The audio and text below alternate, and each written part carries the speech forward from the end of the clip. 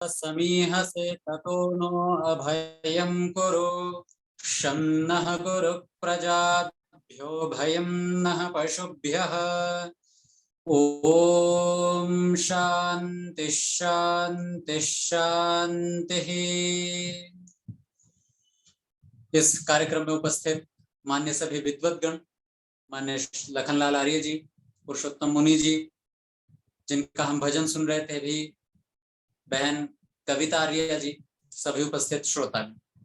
आज का हमारा विषय थोड़ा रोचक इसलिए क्योंकि जो हम बचपन से सोचते आए हैं उसकी चर्चा होने वाली है। विषय लिखा गया है स्वर्ग की चाबी, और इस स्वर्ग की चाबी का नाम सुनते ही आप लोगों के मन में स्वाभाविक रूप से एक बात आई होगी कि जिस समय हमारी मृत्यु होगी उस समय दरवाजा बंद मिलेगा, तो हमारे पास अगर स्वर्ग की चाबी होगी तो हम झट से प्रवेश कर जाएंगे, हमें जरा सी भी समस्या नहीं होगी स्वर्ग में जाने की। प्राचीन काल में जो चर्च होते थे वो एक कमाल की व्यवस्था रखते थे। उन्हें पता होता था जनता की नब्ज कहां पर अटकी हुई है, तो वो हुंडी की व्यवस्था रखते थे। अब ये हुंडी क्या भला होती है? स्वामी दयानंद सरस्वती जी ने सत्यार्थ प्रकाश के 11वें समुल्लास में उस हुंडी की चर्चा की, 10वें समुल्लास में भी की है संभवतः। और वो कहते हैं कि कितने गजब की पादरी लोग व्यवस्था करके रखते थे। वो घोषणा करते थे कि अगर किसी व्यक्ति को इस दुनिया में रहते रहते अपने परलोक की व्यवस्था करनी है कि मरने के बाद में तुम्हें सुख ही सुख मिले, तो एक काम करो, यहां पर रसीद कटाओ और उसमें लिखो कि मुझे इतने रुपए का तो बाग बगीचा बना हुआ चाहिए, इतने लाख रुपए के मेरे लिए फल की व्यवस्था हो जानी चाहिए, इतने का मेरे लिए एक बढ़िया सा घर बन जाना चाहिए, और तुम 4-5 लाख रुपए यहाँ जमा करो और बता दो कितने रुपए का क्या सामान चाहिए, और हम लिख करके तुम्हारे जब मृत्यु होगी तो तुम्हारे साथ उसको मिट्टी में दफना देंगे, गाड़ देंगे। जब तुम्हें फरिश्ते उठाकर ले जाएंगे तो देखेंगे तुम्हारे सिरहाने तो एक प्रमाण पत्र रखा है, और फिर तुम्हें वो सारी की सारी चीजें स्वर्ग में मिल जाएंगी। तो चूंकि हमें भी स्वर्ग तो चाहिए, दुनिया का कोई ऐसा मूर्ख होगा जो व्यक्ति स्वर्ग में न जाना चाहता हो, तो इसलिए आज हम चर्चा करेंगे कि स्वर्ग आखिर है क्या। क्योंकि जिस मंत्र पर आज हम चर्चा करने वाले हैं उस मंत्र में ईश्वर ने स्वर्ग को बनाने का की बात लिखी कि भगवान ने स्वर्ग बनाया। अब बनाया तो स्वर्ग बनाया कहां पर, फिर बनाया तो हम उसका उपयोग कैसे करें, वो भी तरीका लिखा है। बस थोड़ा सा नजरिए का अंतर है, जो देखने वाला है तो देख लेता। मंत्र है येन द्यौरुग्रा पृथ्वी च दृढ़ा येन स्वहस्तभितम येन नाकः यो अंतरिक्षे रजसो विमान कस्मै देवाय हविषा। अब चूंकि स्वर्ग की चर्चा है और स्वर्ग की तलाश दुनिया का हर व्यक्ति कर रहा है, इस दुनिया की वैसे एक बड़ी गजब की समस्या है कि लोग सदैव फल पर ध्यान रखते हैं। आप सब लोगों ने गीता का एक श्लोक सुना होगा, कर्मण्येवाधिकारस्ते मां फलेषु कदाचन मां कर्म फल हेतुर्भुः माते संगोस्त्व कर्मणि। अर्जुन को कहते हैं श्री कृष्ण के तू कभी भी फल पर अपनी नजर मत रख, बस कर्म करने का तेरा अधिकार है, उतना करते जा, फल पर नजर मत रख।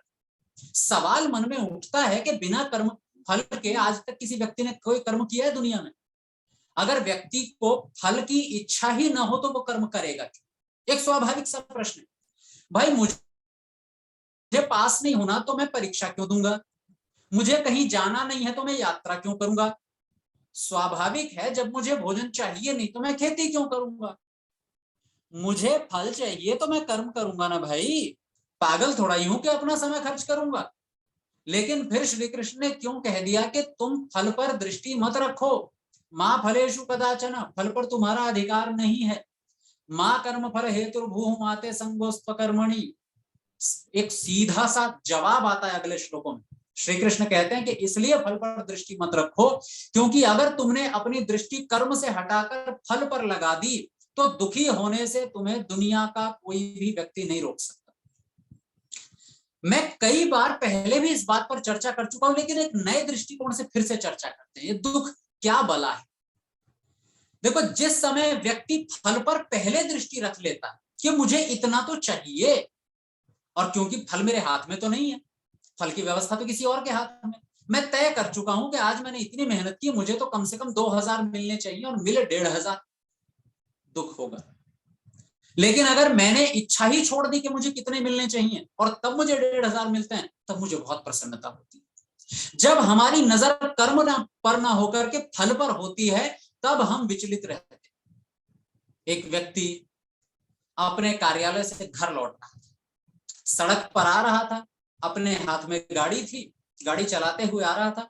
इतने में ट्रैफिक जहां पर होता है वहां पर गाड़ी रुकी, रेड लाइट पर रुकी, और रुकते ही पीछे से गाड़ी आती है चमचमाती बड़ी अच्छी सी, और वो हॉर्न देती है, हॉर्न देकर बगल से निकल जाती जब ग्रीन लाइट। अब जैसे ही व्यक्ति ने देखा इसकी इतनी महंगी गाड़ी, चमचमाती हुई गाड़ी, मेरे पास ये गाड़ी क्यों नहीं? मन में एक सवाल घर कर, मन में एक इच्छा घर कर गई, मुझे ये गाड़ी चाहिए, मुझे लेनी है ये गाड़ी। जैसे रास्ते में चल रहा है, हजार चीजें सामने आ रही हैं, व्यक्ति का दिमाग केवल उस गाड़ी पर लगा हुआ है, मुझे ये गाड़ी चाहिए, ये मेरे सामने से अभी निकल गई चमचमाती गाड़ी, मेरे पास क्यों नहीं है? घर पर आया और आकर के पत्नी ने भोजन आदि लगाया, भोजन लगा करके पत्नी बैठ गई खिलाने के लिए, और खिला खिला करके जब बीच में पूछा कि पतिदेव सब्जी कैसी बनी है, तो कहा कि तुमने बैंगन तो क्या गजब के बनाए, कमाल के बने। प्रशंसा करने के लिए व्यक्ति कहता ही।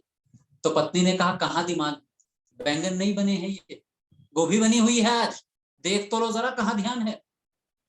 व्यक्ति को नहीं पता चल रहा सामने क्या है, मैं किससे बात कर रहा हूँ, क्या बात कर रहा हूँ, क्यों बात कर रहा हूँ। उसे केवल एक चीज चाहिए, गाड़ी चाहिए जो निकल गई थी मेरे बगल में से, बहुत अच्छी गाड़ी। आदमी पागल हो जाता है जब उसे वो नहीं मिलता जो उसे चाहिए। टारगेट काम पर नहीं है, टारगेट है लक्ष्य पर। टारगेट इस बात पर है कि मुझे मिलना क्या है। आप देखेंगे बहुधा जब हम काम कर रहे होते हैं, एक छात्र की स्थिति देखिए, हम सब लोग छात्र की स्थिति से गुजरे हैं, हर व्यक्ति, हमने सब व्यक्तियों ने परीक्षा दी, और बचपन में एक बहुत बड़ी समस्या हमारे सामने होती है। मान लीजिए हमें कोई बड़ी आईएएस की परीक्षा पास करनी है, आरएएस की परीक्षा पास करनी है। आप में से कई लोग अलग अलग प्रांतों से होंगे, वहां पर अलग अलग परीक्षाएं होती होंगी, कोई अध्यापक की होगी, कोई प्रशासनिक अधिकारी की होगी। जिस समय हम परीक्षा की तैयारी कर रहे होते हैं, उस समय जो छात्र केवल अध्ययन पर ध्यान रखता है वो सफल हो जाता है। लेकिन अधिकतर छात्रों की हालत पता है क्या होती? मेज पर सामने किताबें रखी हैं, पेन रखा है, और थोड़ी देर आधा पृष्ठ पढ़ा और फिर गर्दन थोड़ी सी यूं झुकती है, ऊपर देखने लगता है कि जब मैं अधिकारी बनूंगा तो कुर्सी कैसे होगी, मेरे आसपास लोग खड़े होंगे केवल इसलिए कि बाबूजी क्या काम है बताइए। मैं एक बार बोलूंगा और पूरे के पूरे कार्यालय के कर्मचारी मेरे चारों ओर इकट्ठे हो जाएंगे। जब मैं गाड़ी से निकलूंगा तो मेरे आगे 2 गाड़ी होंगी, पीछे 2 गाड़ी और बीच में मेरी गाड़ी, और सारी की सारी सड़क खाली हो जाएगी। इतना बड़ा सायरन बजता हुआ जाएगा, कोई अधिकारी आ रहा है।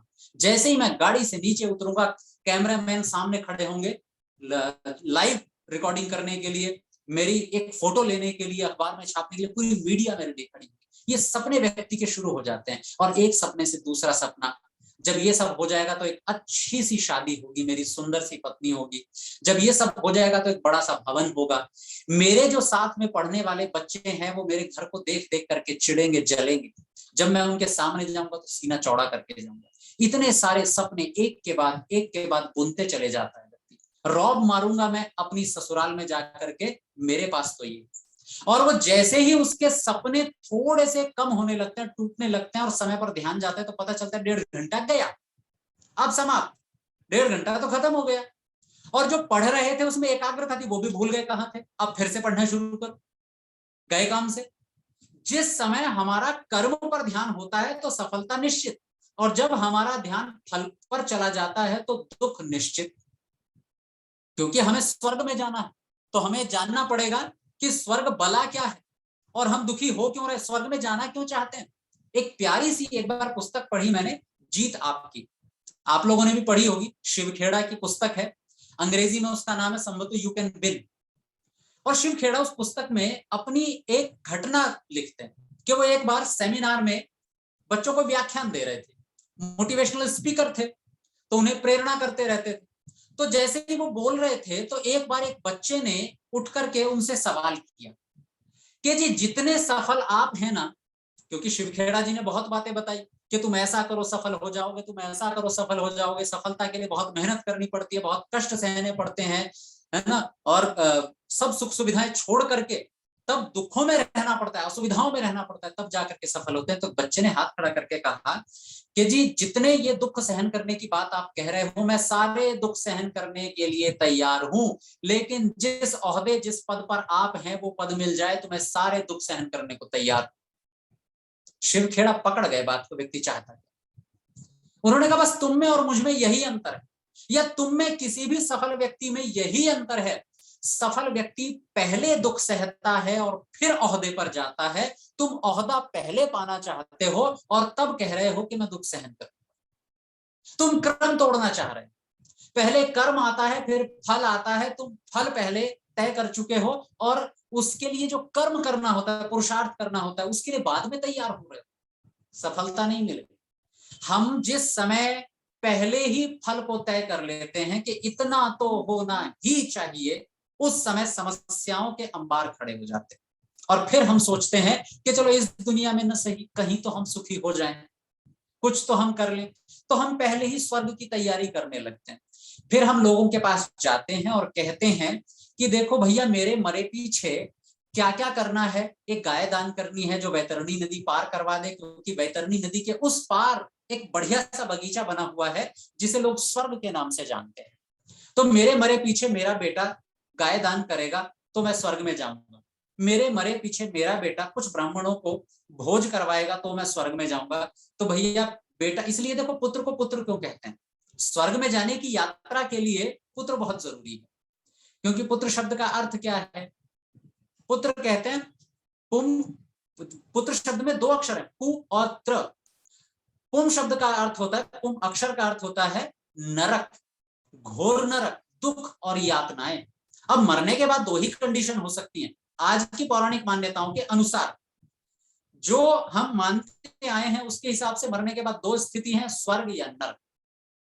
अब नर्क में तो कोई नहीं जाना चाहता, और नर्क से बचाएगा कौन, क्योंकि मरने के बाद में बेटा गाय दान करता है तो वैतरणी नदी पार होती है। मरने के बाद में बेटा ब्राह्मणों को भोज करवाता है तो पिता को स्वर्ग के दरवाजे खुलने के चांस थोड़े से बढ़ जाते हैं। मरने के बाद में साल में एक बार जिस समय श्राद्ध पक्ष आते हैं तो बेटा ब्राह्मणों को फिर श्राद्ध पक्ष का भोजन करवाता है।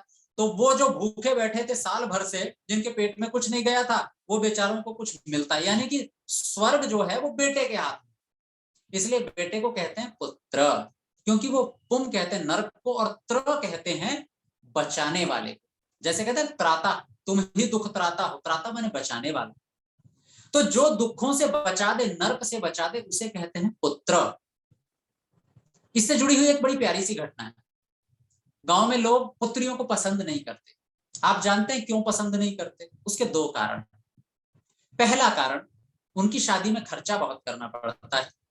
दूसरा कारण, उनकी पढ़ाई पर आप कितना भी खर्चा कर लीजिए काम नहीं आएंगी, जाकर के कमाएंगी और कमाई जाएगी दूसरे घर पे। तो लोग प्रायः पुत्रियां चाहते नहीं। लेकिन एक और बड़ा कारण है, पौराणिक कारण, लोग पुत्रियां नहीं चाहते। वो पौराणिक कारण है क्योंकि दुखों से बचाने वाला बेटा होता है, नरक से बेटियां नहीं बचाएंगी। इसलिए लोग जब बहुत ज्यादा बेटियां बेटियां बेटी होती जाती है ना, तो एक लोगों में परिचर्चा चलती है, गांव में एक परंपरा चलती है, एक बेटा तो होना ही चाहिए। तो इसलिए वो बेटे की तलाश में कई बार बेटों के लिए कई कई बेटियां जन्म ले लेती हैं। कई बार तो बेटियां मरती भी हैं, मार भी देते हैं, भ्रूण हत्याएं हो जाती हैं। एक बार डॉक्टर धर्मवीर जी से ऐसी कोई व्यक्ति चर्चा कर रहा था कि भैया बेटी क्यों नहीं चाहिए, बेटा क्यों चाहिए? बोले बेटा इसलिए चाहिए, एक बेटा होना तो अनिवार्य है, क्योंकि बेटा दुख से नरक से बचाता है। बोले कैसे बचाता है? कि देखो पुत्र शब्द का अर्थ ही ये है, जो पुम नाम नरकात् त्रायते इति, पुत्र जो नरक से बचा देता है, सुरक्षा कर देता है, उसको पुत्र कहते हैं। तो डॉक्टर धर्मवीर जी ने कहा जरा पुत्री शब्द का अर्थ बताना। भाई पुत्री शब्द का क्या अर्थ है? केवल लिंग ही तो बदला है। एक शब्द है बालक, दूसरा बालिका, दोनों का अर्थ एक जैसा है। एक है छात्र, दूसरा छात्रा, दोनों का अर्थ एक जैसा है। एक है अध्यापक, दूसरा अध्यापिका, दोनों का ही अर्थ है। एक है पुत्र, एक पुत्री, दोनों का अर्थ है। बोले पुत्री का भी तो अर्थ बता दे। पुत्री का भी वही अर्थ है, पुम नाम नरकात् त्रायते इति पुत्री, पुत्री से द्वेष। तो हम चाहते हैं हमारी संतान हमें नर्क से बचाएगी, यानी कि मेरे कर्म मेरा स्वर्ग और नर्क तय नहीं करते, मेरी आने वाली संतति मेरा स्वर्ग और नर्क तय करती है, ऐसी पौराणिक मान्यता है। लेकिन देखो वेद मंत्र क्या कहता है, भगवान ने स्वर्ग कहां बनाया हुआ है और किसके लिए बनाया हुआ है? तो मंत्र कहता है येन द्यौरुग्राः पृथ्वी च दृढा ये न स्वः स्तभितम। पहले स्वर्ग की ही बात कर लेते हैं, क्योंकि आपके भीतर जिज्ञासा होगी ये मंत्र में स्वर्ग की चर्चा कहाँ आई।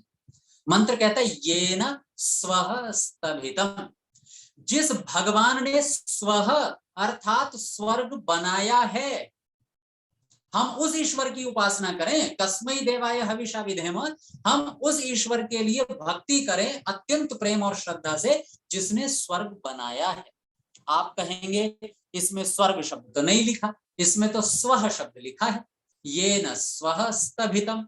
और जिस समय हम गायत्री मंत्र पढ़ते हैं ओम भूर्भुवः स्वः, वहां पर ऋषि दयानंद स्वः का अर्थ करते हैं सुख। यहां पर भी स्वः शब्द है, सुख, स्वर्ग तो नहीं है। अरे भाई, स्वर्ग और स्वः दो अलग अलग चीजें नहीं है। स्वः शब्द से ही स्वर्ग शब्द बना है। स्वर्ग शब्द में दो शब्द हैं, स्वः और गह। जहां पर सुख मिलता है, ऐसे स्थान या ऐसी परिस्थिति को हम सुख कहते हैं। देखो दयानंद सरस्वती जी की आप ऋषित्व देखो, लोग स्वर्ग को एक जगह विशेष मानते आए। कहीं कोई कोई जगह होगी आसमान में ऊपर जहां स्वर्ग मिलेगा। देखो वैज्ञानिकों ने कितने परीक्षण कर लिए, दूर दूर तक की सैटेलाइट चली गई हैं, उपग्रह चले गए हैं, लेकिन कहीं स्वर्ग जैसी ऊपर जगह आज तक तो दिखाई नहीं दी है। किसी वैज्ञानिक को आज तक दिखाई नहीं। बहुत बड़ी बड़ी दूरबीनें भी बन गई, लेकिन किसी को स्वर्ग दिखाई नहीं। लेकिन स्वामी दयानंद सरस्वती जी की ऊहा देखी। ऋषि दयानंद ने नियम लिखा है ना, सच के ग्रहण करने में, असत्य के छोड़ने में सर्वथा उद्यत रहना चाहिए। ये ऋषि दयानंद स्वयं करते हैं, दूसरे को उपदेश नहीं दे रहे, वो स्वयं भी करते हैं। उन्हें बात लगी कि भैया स्वर्ग जैसी कोई जगह नहीं है, बल्कि स्वर्ग एक परिस्थिति का नाम है। स्वर्ग अर्थात सुखों की प्राप्ति, जहां व्यक्ति सुख में रहता है, उस स्थिति को हम स्वर्ग कह सकते हैं, कहते हैं। और यही इस मंत्र में शब्द आया ये न स्वः। अरे जिसने स्वः सुख बनाया है इस दुनिया में, और बस वो सुख पाने की तो देर है। माँ ने रसोई में बहुत अच्छा भोजन बनाया है, दूर से ही सुगंध आ रही, बस अंतर कितना है कि वो खाना प्लेट में परोस करके मेज पर रखें और मैं खाऊं, बस सुख मेरे से इतनी दूर है। स्वर्ग और कुछ नहीं है। स्वः सुख यहां रखा है और मैं यहां हूं। जिस समय मैं उस सुख को पा लेता हूं, उस स्थिति को कहते हैं स्वर्ग। सुख को पा लेना, बस इतनी सी बात है। और वेद मंत्र कहता है कि सुख को पाने के लिए आपको कहीं जाने की जरूरत नहीं। वो कहते हैं उसने सुख को सब जगह बनाया। कैसे बनाया, देखो मंत्र पढ़ते हैं। मंत्र में लिखा है ये न द्यौरुग्राह, जिसने द्युलोक बनाया है। और द्युलोक कैसा बनाया, उग्राह, उग्र बनाया है। ये द्युलोक क्या होता है, द्युलोक कहते हैं जहां से हमें प्रकाश आता है, रोशनी आती है, ऐसे उस पिंड को कहते हैं द्युलोक। द्यु अर्थात रोशनी, प्रकाश जहां से आ रहा है वो द्युलोक है। और उस द्युलोक अर्थात प्रकाश लोक, सूर्य का एक विशेषण दिया बड़ा प्यारा सा और बड़ा वैज्ञानिक। मैंने कल परसों भी प्रश्न उठाया था, ये लोग कहते हैं वेद में विज्ञान नहीं है, देखिए कहां से विज्ञान है। एक विशेषण दिया है यहां पर सूर्य का या द्युलोक का, उग्राह। द्युलोक कैसा है, उग्र है।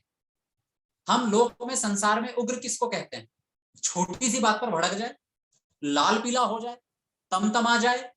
पहले बड़ी धीरे धीरे आराम से बोल रहा था, अब 1 मिनट में 50-60 शब्द बोलने की ताकत आ गई है उसमें। बोलते बोलते रुक नहीं रहा है, बड़ी स्पीड से बोलते जा रहा है, बहुत तेजी से गालियां देते जा रहा है, दूसरे को कोसते जा रहा है। पहले उसके शरीर के भीतर चल रहे रक्त की गति बहुत कम थी। जैसे ही क्रोध में आग बबूला हुआ, व्यक्ति उग्र हुआ, अब उसके उग्रता में रक्त की गति देखिएगा, जिसको हम कहते हैं ना रक्तचाप, बीपी, ब्लड प्रेशर, वो बहुत तेज हो जाता है। क्योंकि उग्रता का मतलब है तीव्रता, तेजी। हम कहते हैं ना ये व्यक्ति तो बहुत उग्र है, बहुत जल्दी प्रतिक्रिया करता है। जब कोई वस्तु खा करके बहुत शरीर में जलन पैदा कर दे, तो उसको आयुर्वेद में उग्र औषधि कहा जाता है। बहुत उग्र औषधि, तेज औषधि। द्युलोक का विशेषण दिया गया। द्युलोक, सूर्य कैसा, उग्र है, बहुत तेज है। आप एक बात बताइए, दुनिया में जितने भी लोग हैं या जितनी भी वस्तुएं हैं जो चलने वाली वस्तु, उनमें सबसे अधिक तेज चलने वाली वस्तु क्या है, सबसे अधिक उग्र कौन है? तो एक मत से सब लोग बोलेंगे प्रकाश की किरणें। प्रकाश सबसे अधिक तेज है। यहां विशेषण दिया है प्रकाश का। ईश्वर ने द्युलोक बनाया। कैसा द्युलोक है? उग्र है, तेज है। यानी तीव्रता यदि किसी में है तो वो द्युलोक में, प्रकाश में। आप देखिए विज्ञान है कि नहीं। ये उग्र का एक और अर्थ होता है, जो जल्दी काम करता है, जो बहुत तेज, यानी कि उग्र उसको कहते हैं जो तमतमा जाता है, चमक जाता है, दूर से दिखाई देता है। एक बड़ी दर्शनों की पुस्तक है तर्क संग्रह, और तर्क संग्रह जो अन्नम भट्ट ने लिखी है, उसमें जो प्रकाश है, या यूं कहें जो रूप है, रूप अर्थात प्रकाश एक ही बात, तो लाइट के उन्होंने 4 विभाग कर दिए। प्रकाश जो है उसके 4 विभाग कर दिए। प्रकाश अर्थात अग्नि, आग मतलब प्रकाश। भाई सूरज में क्या है? कुछ भी नहीं, आग ही आग भरी पड़ी। तो जिस समय तर्क संग्रह में अग्नि का प्रकरण आया कि आग कैसी होती है, तो उन्होंने बता करके आग की पहचान और कहा आग के 4 भेद होते हैं। कहते हैं पहली आग होती है भौम, दूसरी आग होती है दिव्य, तीसरी आग होती है उदर्य, और चौथी आग होती है आकरज। इनका हिंदी में आप समझिए। पहली अग्नि होती है भौम अग्नि, जो जमीन पर जलती है, जिसको जलाकर हम भोजन पकाते हैं, जिसको जलाकर चीजों को जलाया जाता है, जिससे सब भस्म हो जाते हैं, भूमि पर जलने वाली आग भौम अग्नि कहलाती है। दूसरी अग्नि है दिव्य अग्नि। अब ये दिव्य अग्नि कौन सी है? दिव्य अग्नि जो आकाश में बारिश के समय बादल कड़कते हैं और जो बिजली कड़कती है उस समय, उसको दिव्य अग्नि कहा जाता है। दिव्य अग्नि क्यों कहा जाता है उसको? क्योंकि जो काम इस आग से नहीं होता, वो मतलब इससे करोड़ों गुना ज्यादा सामर्थ्य उस अंतरिक्ष में कड़कने वाली अग्नि का होता है, वो दिव्य अग्नि कहलाती है, यानी कि बहुत अधिक सामर्थ्य वाली अग्नि। उसके बाद आता है तीसरी अग्नि उदर्य अग्नि। उदर्य यानी कि पेट में जो आग जलती है। अब आप सोचिए, पेट में ऐसी आग जलती है कि जो चूल्हे में जलती है, कि आप तीली लगा करके लकड़ी जला करके पेट में आग जलाते हैं, ऐसी कोई लपटें तो नहीं उठ रही हैं पेट, लेकिन फिर भी हमारे पेट में डला हुआ भोजन पकता है।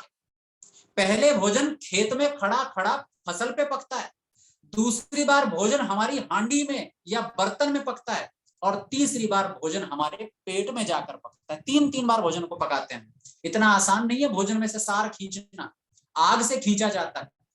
तो पहले जब बहुत तेज सूर्य की प्रकाश मिलता है, तब जाकर अन्न पकता है। इसके पीछे भी देखो बड़ा विज्ञान है। आप जिस समय विज्ञान पढ़ेंगे, आयुर्वेद आदि पढ़ेंगे, तो उसमें एक बड़ा अच्छा सा नियम आता है। वो बताते हैं कि जितनी भी औषधियां, जितनी भी फसलें हैं, उनमें पुष्टता यानी कि गुण, औषधि के गुण फसलों में कब आते हैं? चंद्रमा से आते हैं। यानी कि सूर्य का प्रकाश जब चंद्रमा से होकर गुजर के पृथ्वी पर आता है, तो पृथ्वी पर जितनी भी औषधियां और वनस्पतियां हैं, उनमें गुण बढ़ जाते हैं, औषधीय गुण बढ़ जाते हैं। इसलिए चंद्रमा का एक नाम क्या है? सोम। और सोम किसको कहते हैं? सोम जो है औषधि का पर्यायवाची भी है। सोमलता को देवता लोग सोम रस पिया करते थे, औषधि का रस पिया करते थे। तो जितनी भी औषधीय गुण है, वो जब सूर्य चंद्रमा से टकराकर पृथ्वी पर आता है, तो वो औषधीय गुण फसलों में आ जाते हैं। लेकिन पकती कैसे है फसल? गुण तो आ गए, तो कहते हैं पकती है सूर्य के प्रकाश। सूर्य का प्रकाश न मिले फसल नहीं पकेगी। तो पहली बार सूरज ने फसल पकाई खेत में, दूसरी बार आपने उस फसल को काट कर पकाया हांडी में, नीचे आग जला करके, फिर आग लगी उसमें, और फिर तीसरी बार वो खाना पकता है हमारे पेट में, तो आग से पकेगा ना। तो पेट में जलने वाली जो आग है, वो लपट वाली आग नहीं, बल्कि वो कैसी आग है? उसको कहते हैं उदर्य अग्नि, पेट में जलने वाली, भोजन पचाने वाली अग्नि। और चौथी जो अग्नि है वो है आकरज अग्नि। अभी आकरज अग्नि क्या बला है? हम सब लोगों ने सोना और चांदी देखा तो है ही, माताएं बहनें पहनती भी हैं, पुरुष भी पहनते हैं। ये जो सोने और चांदी में चमक होती है, दूर से ही आप देखेंगे चमक जाता है, ये चमक अग्नि के कारण होती है। हमारे शास्त्र देखो कितने साल पहले ये गणना कर गए कि सोने और चांदी में अग्नि होती है, आग से बनते हैं, अग्नि से बनती है। तो उस अग्नि को क्या नाम दिया? आकरज अग्नि। जो रत्नों में, सोना, चांदी, हीरा, मोता, माणिक, मूंगा, इन सब में जो चमक होती है, वो आग की चमक होती है, क्योंकि ये रत्न बनते ही आग से। आधुनिक विज्ञान में आते हैं तो आधुनिक विज्ञान भी कहता है जिस समय कोई भी वस्तु बहुत अधिक तापमान पर जाकर पक जाती है, उसमें इतनी अधिक तेजी से आग जाती है और आग जाकर के वहीं रुक जाती है, ठहर जाती है, निकल नहीं जाती वहां से, बल्कि आग उसमें सोख ली जाती है उस पदार्थ में, तब वो वस्तु रत्न बन जाती है। इसलिए उन रत्नों की सोने चांदी आदि से औषधियां भी बनती है, क्योंकि वो शरीर पर जल्दी असर करती है। उग्र, सूर्य का क्या नाम दिया इस मंत्र में? ये न द्यौ, जिस ईश्वर ने द्युलोक बनाया, और वो द्युलोक कैसे बनाया? उग्र बनाया, बहुत तेज बनाया, उसकी गति के बराबर कोई गति नहीं है, उसके प्रभाव के तुल्य और कोई प्रभाव नहीं है दुनिया में। जितना प्रभाव वो डाल सकता है उससे ज्यादा और कोई प्रभाव नहीं डाल सकते। इसलिए सबसे महंगे औषधियां जो है वो स्वर्ण भस्म और रजत भस्म आदि बिकती है, क्योंकि बाकी औषधियां शरीर पर असर डालेंगी लेकिन धीरे से। सोने चांदी की भस्म से बनी हुई औषधियां शरीर पर असर डालेंगी बहुत तेजी से। उग्रता है उनमें, क्योंकि वो सूर्य की अग्नि उनमें भरी हुई, आकरज अग्नि है उनके भीतर। तो देखिए कितना प्यारा सा विशेषण, वैज्ञानिक विशेषण दिया, ये न द्यौरुग्राः, जिसने द्युलोक बनाया, उग्र बनाया, बहुत तेज बनाया।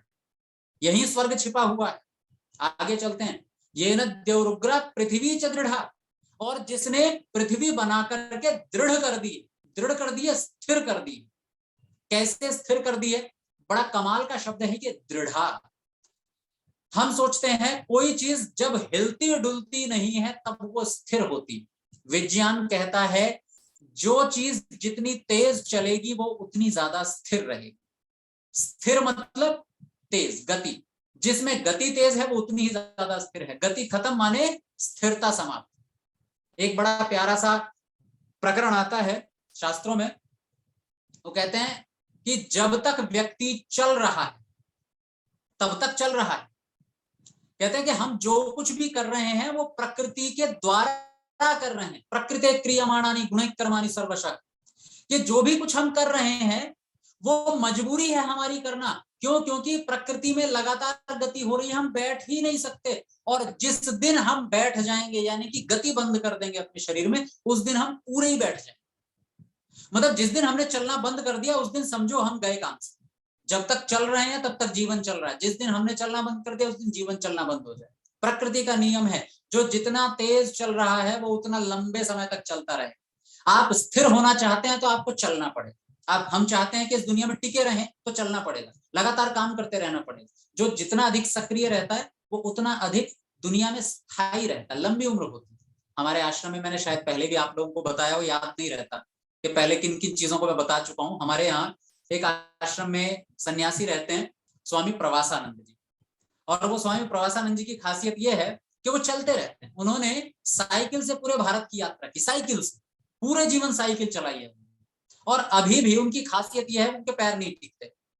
90+ हो गए हैं, संभवतः 96-97 उम्र होगी उनकी, 98 ना हो गई।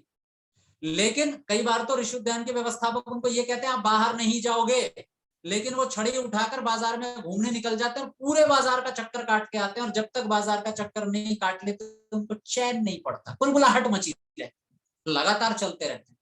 और उनसे कम आयु के व्यक्ति भी अपने कमरे में रहते हैं, बीमार हैं, वृद्धावस्था क्योंकि आ ही गई है, स्वाभाविक है, काम नहीं कर पाते अपने, लेकिन वो 95, 96, 97 जितनी भी उम्र है, उस उम्र के व्यक्ति लगातार चलते रहते, अपने काम स्वयं करते, अपना भोजन स्वयं जाकर के खाते, पूरा शहर घूम करके आते।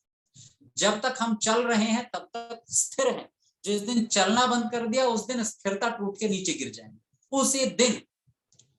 तो अब इसके लिए एक उदाहरण देखिए। आप सब लोगों ने लट्टू तो घुमाया होगा बचपन में, सब लोगों ने लट्टू घुमाया होगा। लट्टू तब तक टिका रहता है जब तक उसमें स्पीड है, गति। और जिस समय उसकी वो गति समाप्त हो जाती है उस दिन लट्टू पलटकर नीचे गिर जाता है। ईश्वर ने पृथ्वी दृढ़ कर दी है, दृढ़ कर दी है। दृढ़ करने का मतलब बांध करके एक जगह टिकाना नहीं होता, स्थिर करना होता है। दृढ़ का अर्थ होता है कि अब ये अपनी गति से इधर उधर नहीं भागे। ईश्वर ने दो चीज बनाई, द्युलोक बनाया जिसका स्वभाव उग्र है, तेज स्वभाव है जिसका, और दूसरा फिर उसने पृथ्वी बनाई जो कि स्थिर कर दी गई। स्थिर कर दी गई है सूर्य के आकर्षण से, स्थिर कर दी गई, क्योंकि पहले उसने द्युलोक बनाया। आप रचना का क्रम देखिए, द्युलोक बनाया, सूर्य बनाया, फिर पृथ्वी बनाकर उसके साथ दृढ़ कर दी, जोड़ दी उसके साथ। आप विज्ञान की समझ लीजिए, पृथ्वी किसके आधार पर चल रही है, किसकी पृथ्वी किससे जुड़ी हुई चल रही है, द्युलोक से जुड़ी हुई चल रही है। पृथ्वी किसके साथ दृढ़ है, दृढ़ माने बंधी हुई, किसके साथ खूंटा जुड़ा हुआ है उसका, सूर्य के साथ खूंटा जुड़ा हुआ है। ये न द्यौरुग्र पृथ्वी च दृढ़ा, अब आता है ये न स्वहस्तभितम ये न नाकः। अब उस भगवान ने दो चीजें बनाई दुनिया में, द्युलोक और पृथ्वी लोक के बाद में दो और चीजें बनाई, वो है स्वहस्तभितम, उसने इस दुनिया में सुख बनाया, और ये न नाकः, यानी कि ऐसी भी एक स्थिति बनाई जिसमें दुख का लेश मात्र नहीं। दो चीजें आपको देखने में दोनों एक जैसी लग रही होंगी कि भगवान ने सुख बनाया और ऐसी स्थिति बनाई जिसमें दुख बिल्कुल नहीं, बोले तो एक जैसी चीजें तो हैं भाई, सुख है और दुख नहीं है एक ही तो बात है, नहीं नहीं, दोनों अलग बात है। ईश्वर ने सुख बनाया लेकिन उसमें दुख बीच बीच में हम ले आते हैं, हम ले आते हैं, भगवान ने नहीं बनाया। इस पूरे मंत्र में बनाने की चर्चा है कि भगवान ने क्या बनाया। इस मंत्र में यह भी कहा गया भगवान ने सुख बनाया, यह भी कहा गया भगवान ने दुख रहित एक स्थिति भी बनाई, लेकिन यह कहीं नहीं कहा कि भगवान ने दुख बनाया, क्योंकि भगवान ने दुख बनाया ही नहीं। दुख हमारा अपना आविष्कार, दुख का निर्माण भगवान न तो कर सकता न भगवान ने किया, कर इसलिए नहीं सकता क्योंकि उसके पास दुख है नहीं, तो बनाएगा क्या। भगवान कितना कंगाल है कि वो चाहे तो भी दुख नहीं बना सकता, हम बना सकते हैं, हम भगवान से ज्यादा ताकतवर हैं, हमारे पास भगवान से ज्यादा सामर्थ्य है। अगर तुलना की जाए कि भगवान दुख बना सकता है कि नहीं, मैं बना सकता हूं कि नहीं, भगवान नहीं बना सकता, मैं बना सकता हूं, मैं ज्यादा ताकतवर हूं, मेरे पास ज्यादा सामर्थ्य। भगवान बेचारा है, वो दुख नहीं बना सकता। एक बड़ा प्यारा सा श्लोक है, कल परसों मैं अपने संस्कृत की कक्षा में पढ़ा भी रहा था उसको, नीतिकार का श्लोक है भर्तृहरि जी का, ददतु ददतु गालिम गालिवंतो भवंत। वो श्लोक कहता है कि जो लोग गाली देते हैं उनके लिए कहा गया है ददतु ददतु गालिम, अरे दो गाली दो, गालिवंतो भवंत, तुम गाली वाले ही हो, जैसे बुद्धि वाला बुद्धिमान, बल वाला बलवान, वैसे गाली वाला गालीवान। अरे तुम गाली वाले हो, तुम्हारे पास गाली का भंडार भरा पड़ा है, इसलिए ददतु ददतु गालिम गालिवंतो भवंत, तुम गाली वाले हो तो दो गाली। क्यों, वयमिह तदभावे गालिदाने असमर्थाः, अरे हमारे पास गाली है ही नहीं इसलिए हम गाली देने में असमर्थ हैं, हमारे पास सामर्थ्य नहीं है, तुम ताकतवर हो, तुम्हारे पास गाली की ताकत है क्योंकि तुम्हारे पास गाली है, हम असमर्थ लोग हैं, बेचारे हैं, क्योंकि हमारे पास गाली है ही नहीं, हम दे ही नहीं पाएंगे। क्यों नहीं दे पाएंगे, तो एक उदाहरण देते हैं, जगति विदितमें तद्दीयते विद्यमानम, दुनिया में हर व्यक्ति ये जानता है कि जो है वही तो दिया जाएगा, जगति विदितमें तद्दीयते विद्यमानम, जो है वही दिया जाएगा, तुम गाली दे रहे हो मतलब तुम्हारे भीतर गाली भरी पड़ी है। और एक उदाहरण देते हैं कि कैसे नहीं शशक विषाणम कोपी कस्मै ददाति, कभी देखा है कि खरगोश ने कभी किसी को सींग मारे हो, कभी नहीं मारे, खरगोश सींग नहीं मार सकता, उसके पास सींग नहीं है। ठीक वैसे मैं गाली नहीं दे सकता क्योंकि मेरे पास गाली नहीं, तुम दे सकते हो क्योंकि तुम्हारे पास गाली है।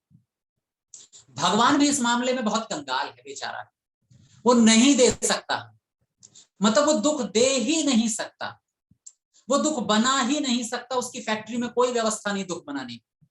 तो फिर ये दुख आया कहां से, तो ये मनुष्य की क्रिएशन, मनुष्य का एक नया आविष्कार है जो ईश्वर के विपरीत। कहां से निकालता है मनुष्य दुख, भगवान ने जो कुछ बनाया वो सुख के लिए बनाया, जैसे उसने अन्न बनाया मेरे सुख के लिए बनाया, उसने दुनिया में रंग बनाए मेरे सुख के लिए बनाए, उसने दुनिया में शब्द बनाया मेरे सुख के लिए बनाया, उसने दुनिया में माता पिता बनाए मेरे सुख के लिए बनाए, मेरे ही जो सहोदर है, मेरी ही मां से की कोख से जन्मा हुआ मेरा भाई मेरे सुख के लिए बनाया, मेरी बहन मेरे सुख के लिए बनाई, पुत्र पुत्रियों की व्यवस्था मेरे सुख के लिए उत्पन्न की। एक प्रश्न आप लोगों के लिए मैं यहाँ पर उपस्थित करता हूं, जरा विचार कीजिएगा, हम सब लोग जो आर्य समाज में भरोसा करते हैं, ऋषि दयानंद सरस्वती जी के अनुयायी हैं, वैदिक सिद्धांतों को मानते हैं, तो हम मानते हैं कि ये दुनिया जब बनी तो पहले पहल दुनिया में जो मनुष्य आया था वो मां के गर्भ से नहीं आया था, बल्कि वो कहां से आया था, वो भूमि के गर्भ से उत्पन्न हुआ था, जिसको हम कौन सी सृष्टि कहते हैं, अमैथुनी सृष्टि, यानी कि माता पिता के संपर्क से दुनिया नहीं चली शुरू में, वो भूमि में गर्भ बना हुआ था और उस गर्भ को फोड़ करके जवान मनुष्य पहले पहल बाहर निकले। कैसे? जैसे बरसात में जो कुछ पंछी होते हैं ना, जो एकदम से जमीन में से निकलते हैं, जवान निकलते हैं, वो बच्चे नहीं निकलते। कभी देखा होगा लाइट के चारों तरफ घूमने लगते हैं, भमीरी बोलते हैं हमारे यहाँ उसको उत्तर प्रदेश में। तो वो एकदम से जमीन फोड़ करके निकलते हैं, जवान निकलते हैं और एक दो दिन में तो मर जाते हैं। इतनी सी उम्र होती है, जवान पैदा होते हैं। मतलब कब से वो भूमि के गर्भ में पल रहे। तो भूमि के गर्भ में से ऐसे ही सृष्टि के प्रारंभ में मनुष्य उत्पन्न हुए। सवाल पैदा होता है जब उस समय पैदा हो सकते हैं भूमि के गर्भ से, तो बाद में क्यों नहीं भगवान ने पैदा किए? ये फालतू की झंझट दे दी कि मतलब माँ को कितना कष्ट सहन करना पड़ता है कि हजारों हड्डियां टूट रही हैं, उतना ज्यादा कष्ट एक माँ को सहन करना पड़ता है। इतनी सहनशील माँ होती है। उदाहरण भी दिया गया है कि धरती के बराबर सहनशील दुनिया में कौन है, तो बोले माँ है, वो सहन कर सकती है और कोई नहीं। क्योंकि इतनी व्यवस्था। फिर उनके बच्चे होते हैं, बच्चों में झगड़े होते हैं, पति पत्नी में झगड़े होते हैं, भाई भाई में झगड़े हो जाते हैं। क्यों ऐसी व्यवस्था की? कोई धरती के गर्भ से फूट करके लोग निकल जाते, समस्या समाप्त थी। क्योंकि कोई पड़ोसी मुझे कुछ कहता है तो उतना असर नहीं पड़ता, मेरा भाई मुझे गाली देता तो ज्यादा दुख होता है। भाई का संबंध ही नहीं होता तो दुख ही नहीं होता। एक छोटा सा बच्चा पिता को गलत शब्द बोल दे तो यहां से भीतर से अंतःकरण हिल जाता है। कोई सड़क चलता कह दे तो इतना दुख नहीं होता। अगर ये रिश्ता ना होता तो दुख ना होता। क्यों बनाया भगवान ने? सुख के लिए बनाया। भगवान ने सुख बनाया क्योंकि वो जानते हैं कि सड़क चलता बच्चा बुढ़ापे में सेवा नहीं करे।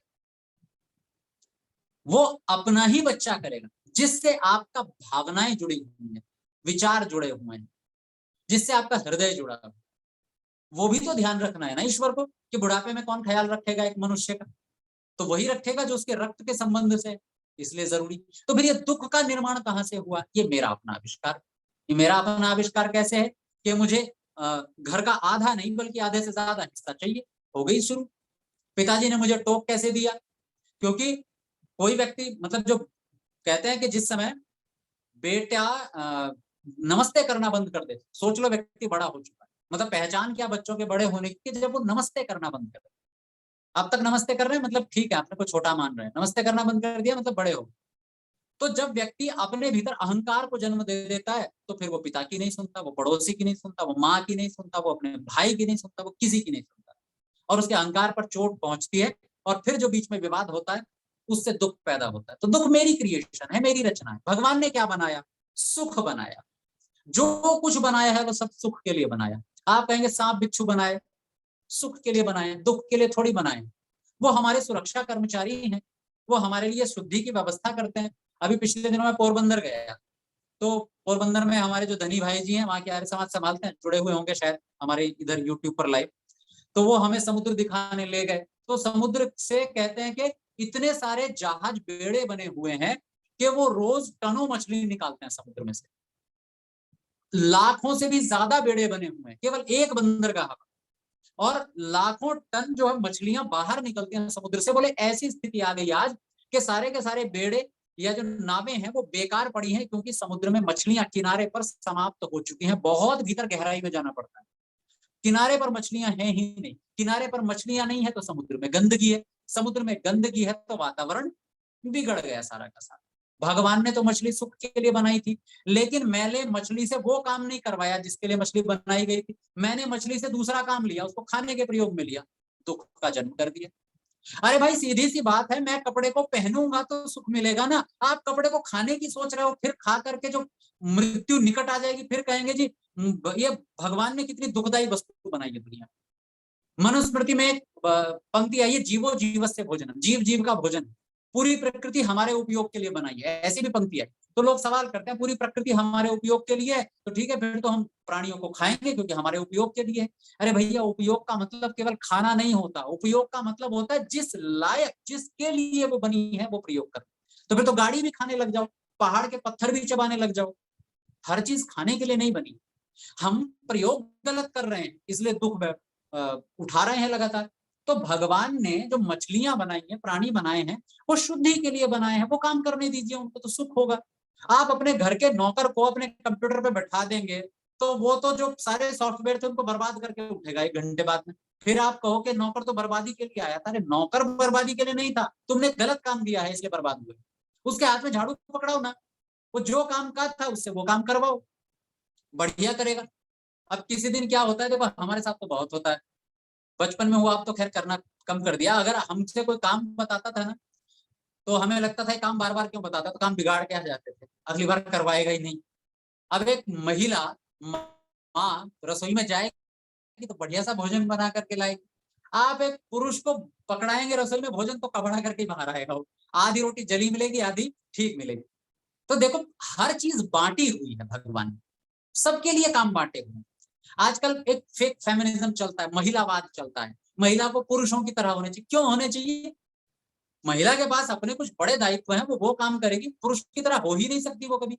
पुरुष महिला के जैसा कभी नहीं हो सकता, चाहकर नहीं हो सकता, वो कभी संतान उत्पन्न नहीं कर सकता। भगवान जानता है कि इतना नालायक व्यक्ति है कि जरा से कष्ट से चिल्लाने लगता है। ये प्रसव की पीड़ा सहन कर जाए, इतना ताकत है इसमें? दम नहीं है, वो माँ में है। आपको बड़ी जिम्मेदारी दी, पुरुष को एक अलग जिम्मेदारी दी।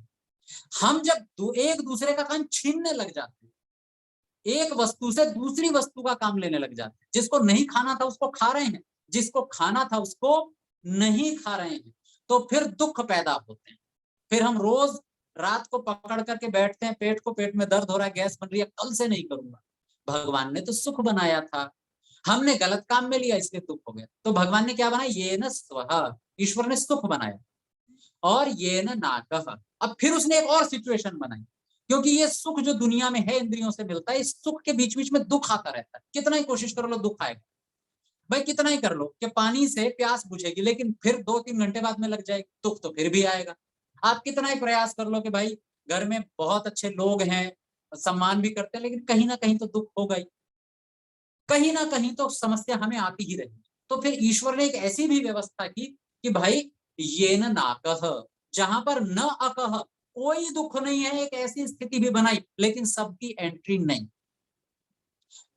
यहाँ लाइन में खड़े हो, अपनी योग्यता सिद्ध करो और चले जाओ, बिना परिश्रम के तो कुछ नहीं मिलने वाला। तो पहले आओ आओ प्रतियोगिता में विजयी हो, और विजयी होकर के उस ये न नाकह, जहां न अकह, कोई दुख नहीं है, वहां पर प्रवेश मिल जाए।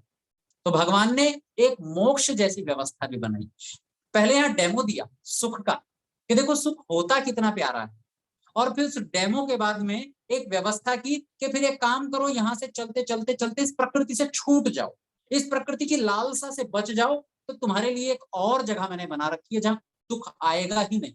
बहुत लंबे समय तक तुम मोक्ष में आराम से आनंद मनाओगे। ये न नाकह, तो कितनी 4 चीजें बनाने का विधान है इसमें। ये न देवरुग्रह, पृथ्वी च दृढ़, ये न स्वहस्तभितम, जिसने सुख बनाए, ये न नाकह, जिसने दुख रहित स्थिति भी इस संसार में बनाई है हमारे लिए, इतनी सारी चीजें बनाई।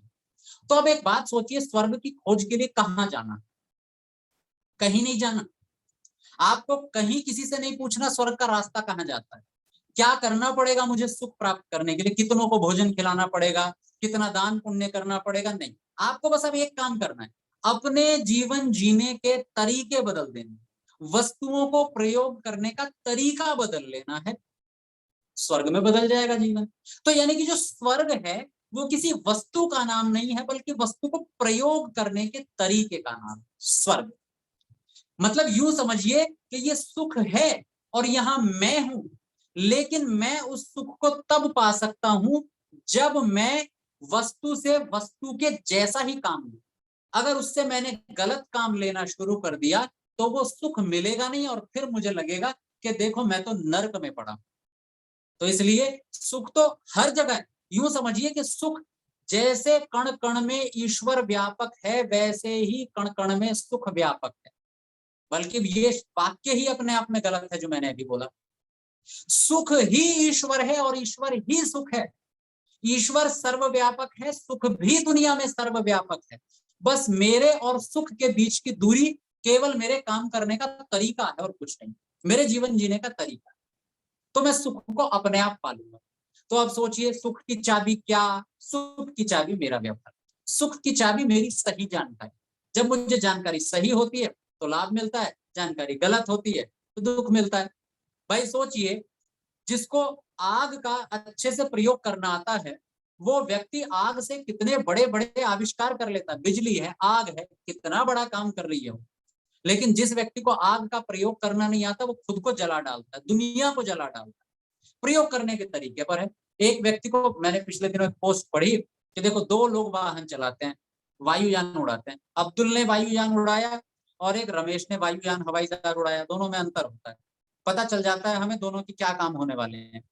सोचिए, जिन लोगों ने अमेरिका का वर्ल्ड ट्रेड सेंटर उड़ाया था, आपको याद होगा हवाई जहाज से उड़ाया था जिस समय, अमेरिका आज भी उसको बड़े शोक दिवस के रूप में मनाता है। तो दो बिल्डिंगें, दो हवाई जहाज जाकर के टकराए और वो ध्वस्त हो गई, कई लोग मरे उसमें। सोचिए, जिन लोगों ने वो प्लेन हाईजैक किए और उड़ाए, उनको आता तो था ना चलाना, वस्तु तो उनको चलानी आती थी, लेकिन इसको का प्रयोग क्या करना है ये तय नहीं था। कुछ और ही सोचे बैठे और जाकर के उस प्लेन को एक बिल्डिंग में दे मारा। अब सोचिए, प्लेन तो सुख के लिए बना था। अगर आप कहें कि एक वैज्ञानिक ने प्लेन जो है दुख के लिए बनाया क्योंकि उससे हजारों लोग मर गए, तो वो गलत आरोप है वैज्ञानिक के ऊपर। उसने दुख के लिए प्लेन नहीं बनाया, हवाई जहाज नहीं बनाया, उसने सुख के लिए बनाया। दुख मैंने पैदा किया, दुख की रचना मैंने की। ठीक ऐसे ही भगवान कण कण में व्यापक है, हर चीज मेरे सुख के लिए है, लेकिन मैंने गलत प्रयोग कर लिया, इसलिए मैंने दुख उठाया। तो इसलिए स्वर्ग की चाबी मेरे भीतर है, मेरे काम करने के तरीकों में छिपी हुई है। और आगे कहते हैं कि अगर आपको लगे फिर भी कि ये सुख भी पर्याप्त नहीं है, मुझे और सुख चाहिए, ऐसा सुख चाहिए जिसमें दुख का लेश मात्र ना हो, तो फिर आप एक बड़ी प्रतियोगिता में हिस्सा लो, अपने को इस दुनिया से ऊपर उठाइए, दुनिया की वस्तुओं के लालच से बाहर निकलिए और फिर एक बड़ा सा, एक ऐसी व्यवस्था जिसमें दुख नहीं है, मोक्ष के नाम वाली, वो हमारे लिए तैयार है। आगे कहते हैं यो अंतरिक्षे रजसो विमान, तीसरा अंश है इस मंत्र का, और इसका ऋषि दयानंद सरस्वती ने जो अर्थ किया है, जैसे आकाश में पक्षी उड़ते हैं वैसे सब लोगों का निर्माण करता और भ्रमण कराता है। क्या कहते हैं, यो अंतरिक्षे रजसो विमान। तो ऋषि दयानंद का अर्थ क्या है, जरा दोबारा सुनिए, बड़ा घुमा फिरा अर्थ है।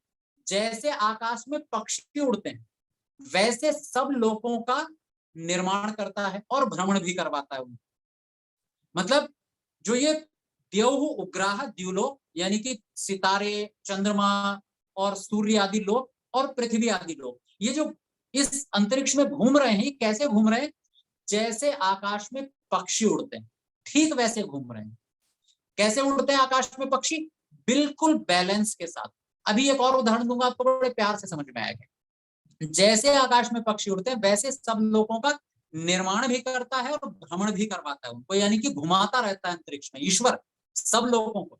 अब देखिए जरा, पक्षी देखिए अंतरिक्ष में कैसे उड़ते हैं। आपने सायंकाल कभी पक्षियों को उड़ते देखा है? 50 और 100 200 पक्षी एक साथ आकाश में उड़ करके निकलते हैं, और कई बार तो लोग चित्र लेते हैं कितने प्यार से निकल रहे हैं। कई बार तो दो पक्षियों के बीच की दूरी मुश्किल से आधा फुट भी नहीं होती, और आप देखेंगे इतने बड़े प्यारे से फॉर्मेशन में चलते हैं वो, कि आगे एक पक्षी होगा, फिर दो, फिर तीन, फिर चार, फिर पांच, और पीछे बढ़ते चले जाते हैं, बराबर दूरी पर होते हैं। सोचिए, बहुत तेजी से उड़ रहे होते हैं पक्षी, और वो तेजी से उड़ते हुए पक्षी भी एक दूसरे से कभी नहीं टकराते। गणतंत्रता दिवस के ऊपर उपलक्ष्य में हम सब लोग देखते हैं कि राजपथ के ऊपर से जो वायुयान होते हैं वो 3-3 4-4 एक साथ निकलते हैं, और लोग अपने दांतों तले उंगली दबा लेते हैं, अरे कमाल की, कितनी बढ़िया पायलट होगा, इतने बैलेंस के साथ उड़ा रहा है कि पास पास से उड़ रहे हैं एक साथ, ना कोई आगे ना पीछे, न दाएं ना बाएं, और न टकरा रहे हैं, एक साथ जा रहे हैं। सोचिए, वो केवल 4 या 5 होते हैं, इससे ज्यादा नहीं होते, हद से हद 10 हो जाते हैं, लेकिन पक्षी कम से कम 100-200 एक साथ उड़ते हैं, और फॉर्मेशन नहीं टूटती उनकी, कभी टकराते नहीं कभी एक दूसरे से। कभी कोई घटना ही नहीं सुनी होगी कि टकरा के पक्षी नीचे गिर गया उड़ते उड़ते। जैसे वो पक्षी बिल्कुल संतुलन के साथ उड़ते हैं, कभी नहीं टकराते आपस में, तो ऋषि दयानंद सरस्वती जी का उदाहरण है, जैसे आकाश में पक्षी उड़ते हैं संतुलन के साथ, बराबरी के साथ में, वैसे ईश्वर सब लोगों को बनाता है संतुलन के साथ, एक निश्चित दूरी के साथ में, और भ्रमण भी करवाता है उनको। भ्रमण मतलब घुमाता है, लगातार घुमाता है। कोई ग्रह अपने स्थान पर रुका हुआ नहीं है, क्योंकि वही बात, जिस दिन रुक जाएगा ना ग्रह, घूमना बंद हो जाएगा, उस दिन ग्रह नष्ट हो जाएगा, ब्लास्ट हो जाएगा, उस दिन प्रलय आ जाएगी। इसलिए गति जब तक है तब तक चीजें स्थिर हैं। गति और स्थिरता अपोजिट नहीं है एक दूसरे के, बल्कि एक दूसरे के पूरक हैं, साथ साथ चल रहे हैं।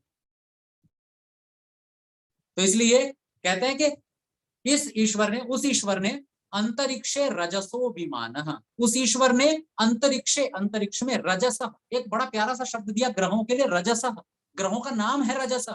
और सोचिए रज शब्द का अर्थ क्या होता है।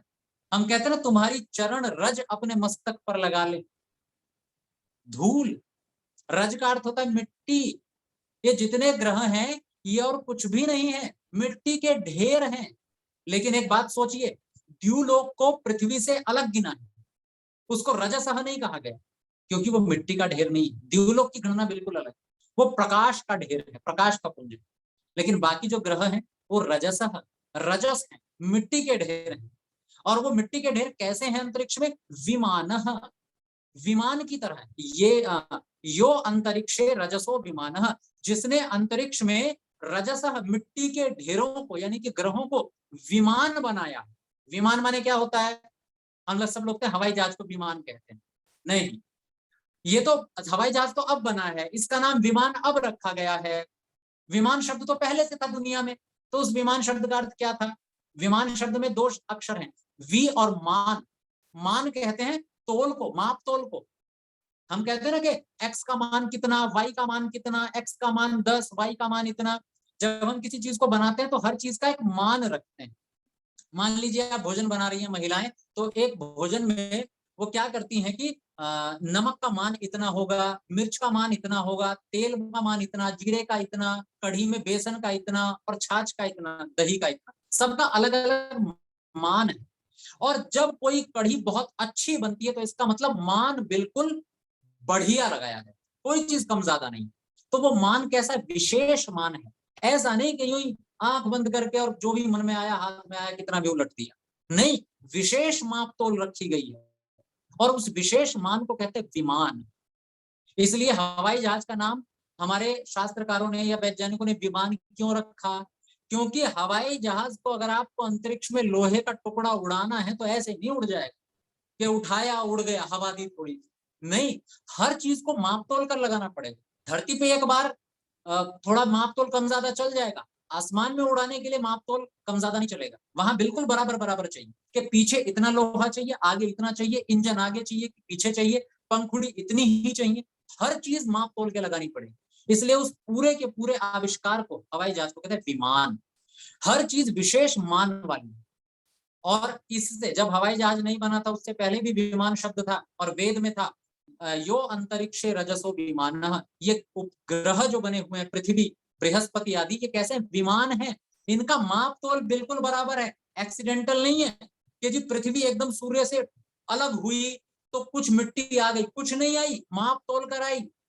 जितनी चाहिए थी उतनी मिट्टी है पृथ्वी में, जितना आकार बृहस्पति का होना चाहिए था उतना ही आकार है, जितना आकार चंद्रमा का होना चाहिए था उतना है। एक्सीडेंटल नहीं है, अचानक नहीं है कि हो गया साहब ये तो ऐसा बिग बैंग की घटना हुई, एक बड़ा सा पिंड फूटा और अलग अलग ग्रह उपग्रह बन गए, नहीं, सबकी माप तोल बिल्कुल बराबर है। क्योंकि आप वेद को छोड़ दीजिए, वैज्ञानिकों की बात सुन लीजिए कि अगर ये माप तोल थोड़ी सी बिगड़ जाए तो पूरी सृष्टि बिगड़ जाएगी, हम नहीं जी पाएंगे।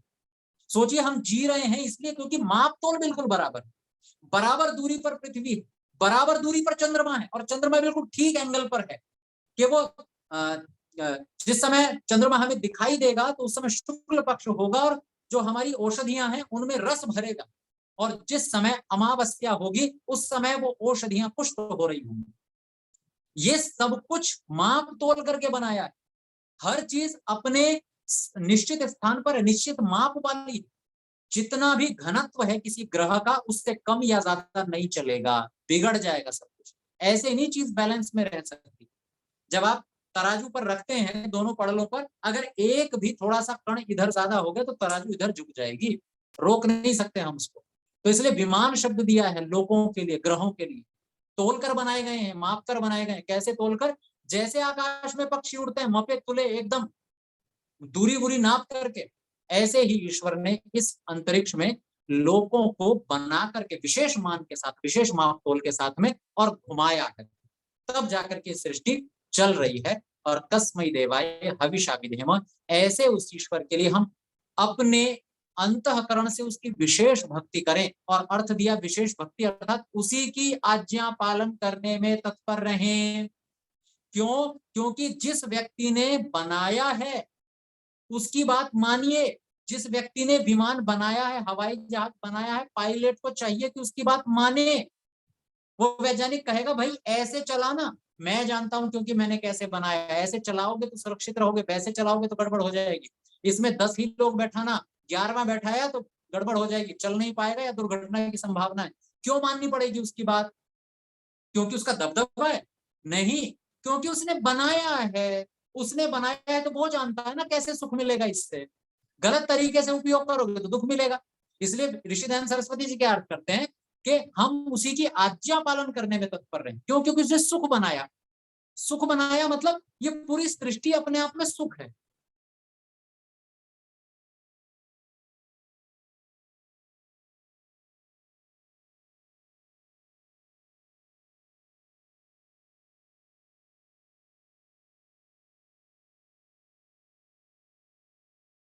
आप लोग स्वस्थ रहते हो और नहीं उपयोग करते तो करके देख लो ना। अच्छा एक बार ट्राई करके देखो कि चलो हम नहीं मानते, रचनाकार की बात नहीं मानेंगे। डॉक्टर ने बोला 1 गोली खानी है, हम तो 10 खाएंगे, खा के देख लो ना कितना मजा आता है। तब आपको पता चलेगा नहीं, रचनाकार की बात तो मानने में ही भलाई है। मेरा सुख ही उसी में है। क्योंकि डॉक्टर ने जिसने भी मेडिसिन बनाई है वो मेडिसिन मेरे सुख के लिए बनाई है। 1 खाऊंगा तो 10 खाऊंगा तो दुख से स्वयं वो आविष्कार करने वाला भी आ जाए ना तो भी नहीं रोक पाएगा दवाई बनाने वाला। या अगर 10 खा ली इकट्ठी तो, या उस निश्चित मात्रा से ज्यादा खा ली तो, या गलत समय पर खा ली तो इसलिए अंतिम में कहा कि भाई उस रचनाकार की बात मानिए, तब तो सुख मिलेगा ना, नहीं तो दुख ही दुख मिलेगा। तो भगवान ने सूर्य बनाया, द्युलोक बनाया, पृथ्वी बनाई, सुख बनाया, मोक्ष बनाया, और इस दुनिया के सभी ग्रहों उपग्रहों को एक विशेष माप तोल के साथ अंतरिक्ष में बहुत तेजी से घुमाया। तो अगर इनसे स्व, ये बीच में जो स्व शब्द है सुख है, सुख लेना चाहते हो और अपनी इस दुनिया को स्वर्ग बनाना चाहते हो, यहीं खड़े के खड़े, कहीं जाने की जरूरत नहीं, इसी कमरे में बैठे हुए, इन्हीं चीजों का उपयोग करते हुए, इन्हीं माता पिता, इन्हीं भाई बहन, इसी पड़ोसियों के बीच में रहते हुए अगर सुखी होना चाहते हैं तो कहते हैं ईश्वर की आज्ञा पालन करने में तत्पर रहिए। अपनी बुद्धि वहां मत चलाइए, वहां अपनी बुद्धि आविष्कार करने वाले को सौंप दीजिए कि जैसे आविष्कार का ऑर्डर, आदेश, वैसे मैं काम करूंगा। तो फिर ये जो बीच में स्व छिपा हुआ है ना स्वर्ग, ये अपने आप मिल जाएगा। समय हमारा पूरा हो गया है। आप सब लोगों ने तन्मयता के साथ सुना। कल एक नए मंत्र पर चर्चा करेंगे, प्रजापतेन त्वदेतान्यन्यो विश्वा जातानि परितापभूव। अभी के लिए इतना ही। आप सब लोगों का बहुत बहुत धन्यवाद। ओम शांति। बहुत बहुत आभार सम्मानीय अंकित प्रभाकर जी। डॉक्टर श्री ओम मेरठ से, साधना जी मेहरौनी से। डॉक्टर श्री ओम मेरठ, आप अपना ऑडियो खोल लीजिए। बाल रोग विशेषज्ञ मेरठ जी, आइए आराधना जी। बेटा आराधना, हेलो जी बोलिए। हाँ जी, नमस्कार जी। नमस्ते जी। हेलो, हाँ बोलिए बोलिए, आइए। हाँ नमस्कार जी। नमस्ते जी, वीडियो खोल लीजिए अपना। हाँ लखनलाल जी, लखनलाल आर्या जी, बहुत शानदार कार्यक्रम है जी, और